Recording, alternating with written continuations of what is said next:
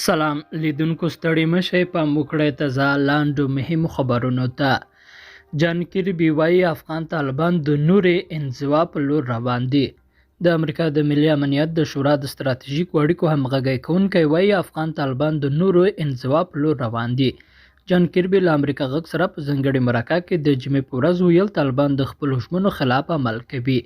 کیربي زیاته کړه چې طالبانو په دوحه کې ژمنه کړې وه او د کابل له نیولو وروسته بیا د خبره وکړه چې دوی به د حکومت په توګه د ښځو او نجونو پرمختګ ته چې په افغانستان کې رامنځته شوی درناوی کوي، خو هغوی له دې ژمنو څخه سرغړونې کوي. جان کیربي دا هم ویل که طالبان د خپل نظام مشروعیت غواړي د ټولنې له لوري د په رسمیت وپېژندل شي، او که دوی په افغانستان کې مالي مرستې او پانګونه غواړي نو دوی باید په خپلو ژمنو عمل وکړي. او امریکا د افغانستان لپاره د ملګرو ملتونو وګړو صندوق د کار له تمدید ملاتړ وکړ. په ملګرو ملتونو سازمان کې د امریکا متحده ایالاتو ځانګړي استازولۍ د یو بل کال لپاره د افغانستان لپاره د ملګرو ملتونو د وګړو صندوق د کار له تمدید ملاتړ څرګند کړ.